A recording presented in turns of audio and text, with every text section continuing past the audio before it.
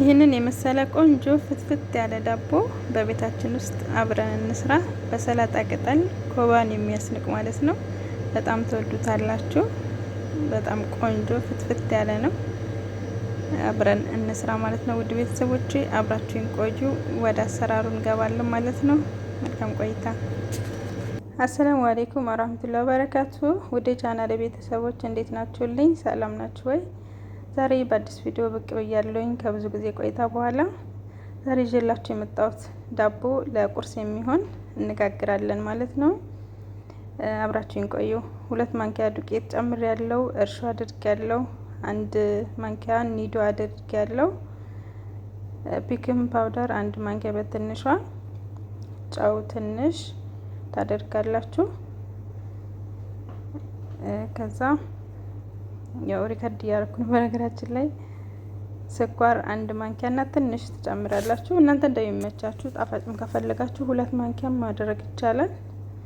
ያው ጣፋጭ ሲሆን ብዙም አይመቸኝም እና ነው። እና ይሄንን ጥቁር አዝሙድ አደርጋለሁኝ። በመቀጠል ደረቁን የጨማመርነውን እንቀላቅላለን ማለት ነው። ዱቄት ለብቻ ያስቀመጥኩት አለ፣ ካነሰኝ እጨምራለሁ ማለት ነው። እና አብራችሁን ቆዩ፣ ላይክ እያደረጋችሁ። እዚህ ጋር አቀላቀልኩት የጨማመርኩትን ደረቅ ነገሩን ማለት ነው። እዚህ ጋር 1 ኩባያ ዱቄት አለኝ፣ 3ኛ ማለት ነው። በኋላ ነው የምጨምረው። እንደ ቀስ እያልኩኝ እያቦካሁኝ እጨምራለሁ። 3 ኩባያ ነው የምጋግረው ማለት ነው፣ እንደ ፍላጎታችሁ። እዚህ ጋር የተጠቀምኩት 1 ማንኪያ እርጎ አለ። ይሄ እርጎ በነገራችን ላይ አሪፍ ነው፣ በጣም ነው የሚያሳምረው። 1 ማንኪያ እና ትንሽ ጨምሬበታለሁኝ።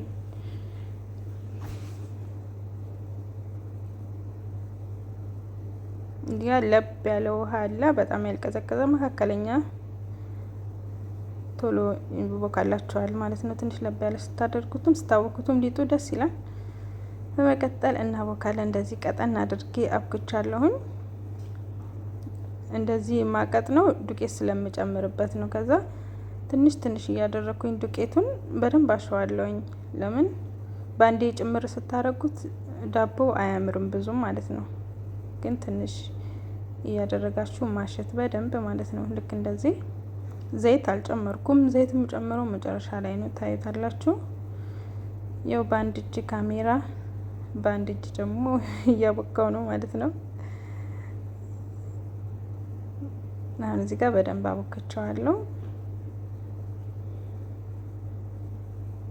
በመቀጠል ዘይት ነው የምጨምረው። ለምን በደንብ ይታሸኛል። መጨረሻ ላይ ዘይቱን ስታደርጉት ለማሸት አያስቸግርም። በቃ ለጥላጥ ነው የምታደርጉት። በደንብ ነው ሽት የምታደርጉት። ልስልስ ይልላችኋል። የተጠቀምኩት ያው በግምት ነው፣ ለክቻ አይደለም። የሚበቃኝን ያህል ነው። እናንተ ለክታችሁ መጠቀም ትችላላችሁ። እንደዚህ አድርጌ አብኩቸዋለሁ። በደንብ አሸዋለሁኝ። ለእናንተ ለማሳየት ነው እንደዚህ እያደረኩ ያለሁት እንጂ ከካሜራ ጀርባ በደንብ ነው የታሸው። አያችሁት? እንደዚህ ያደረኩት ማለት ነው። እንደዚህ ከሆነ በኋላ ቢያንስ 40 ደቂቃ ያህል ኩፍ ይላል።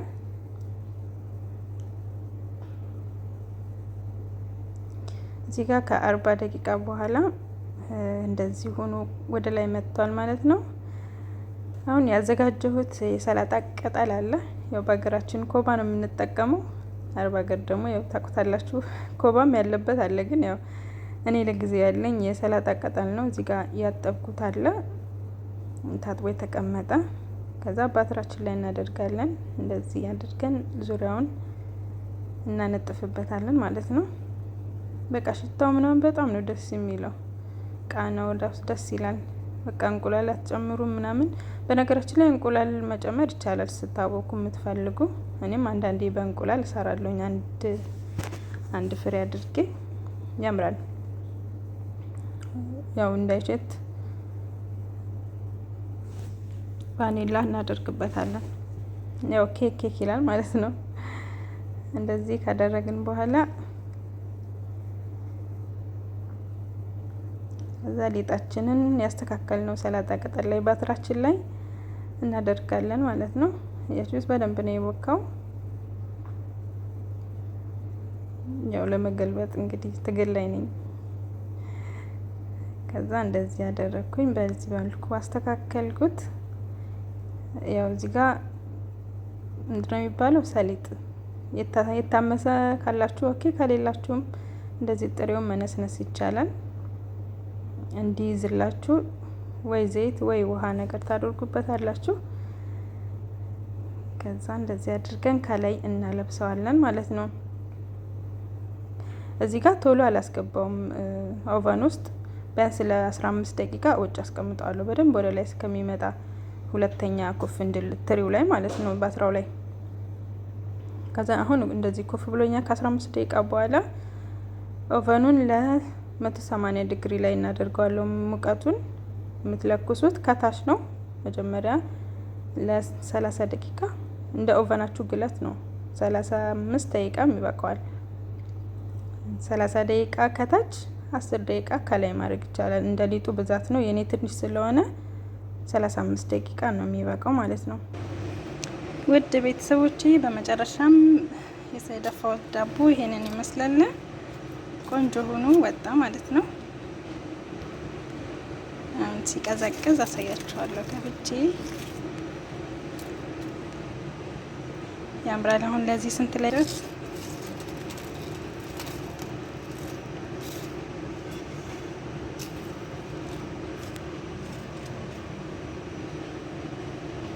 ከስር ደግሞ አሳያችኋለሁ። አያምርም? እንደዚህ አድርጋችሁ ለቁርስ ለተለያየ ለቁርስ ለምን ብቻ ለመቅሰስ አሪፍ ነው ማለት ነው።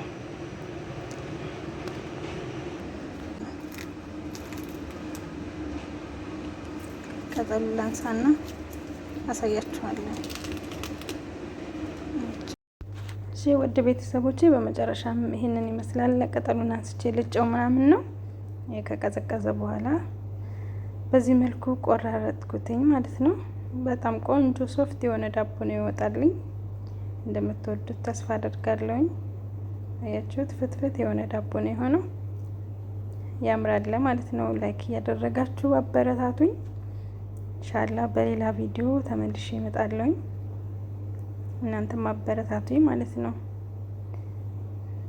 ያምራል እና በዚህ መልኩ ሰርቼ ጨርሻለሁኝ። ውድ ቤተሰቦቼ አብራችሁኝ ስለነበራችሁ ከልብ አመሰግናለሁ። በድጋሚ በሌላ ቪዲዮ እንገናኛለን። መልካም ቆይታ ይሁንላችሁ። ቪዲዮን ላይክ እና ሰብስክራይብ በማድረግ ቤተሰብ ይሁኑ። መልካም ጊዜ ይሁንላችሁ። ባይ